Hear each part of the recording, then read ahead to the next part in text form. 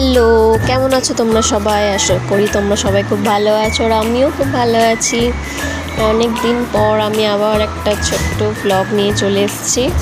যেহেতু এটা অনেক দিন আগের ভ্লগ, বাট আমার এতদিন ধরে এডিট করা হয়নি, তাই দেওয়া হয়নি।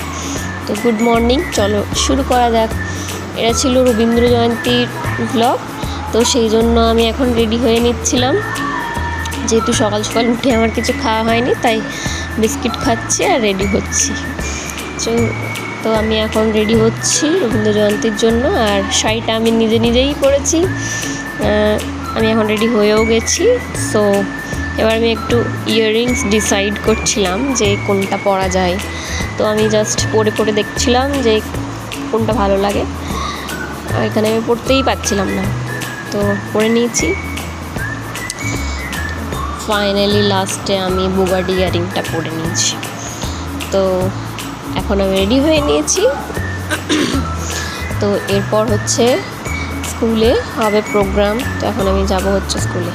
আমি একদম অ্যাবসলিউটলি রেডি। তো চলো এবার যাওয়া যাক। আর এই যে আমি নিজে শাড়ি পরেছি, তাই জন্য আমি আর একটু ঠিক করে নিচ্ছি শাড়িটা। এই অন্য কেমন পরেছিলাম, শাড়ি আমি পরতে পারি না কখনো, বাট তাও আমি নিজে চেষ্টা করেছি, আর সেটা আই ডোন্ট নো কেমন লাগছে। তোমরা অবশ্যই জানিও কেমন লাগছে। তো এখন রেডি হয়ে নিয়েছি, আর এখানে সবাই রেডি হতে এসেছিলো। রিয়া ম্যাম ওরা রেডি হয়ে নিয়েছে।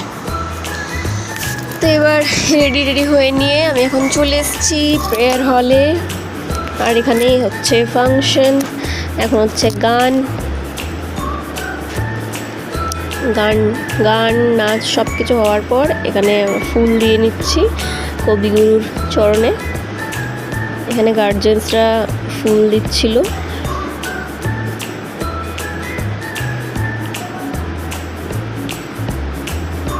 এখানে আমি দিয়ে দিলাম ফুল। আমার মাথায়ও একটা ফুল আছে। এখানে ফুল দেওয়া হয়ে গেছে কমপ্লিট। এখানে দাসেরও ফুল দিতে চলে এসেছিল। তো এই যে এখানে এই ছোট্ট পুচকু অনিকেত, ও এখন কবিতা বলছে।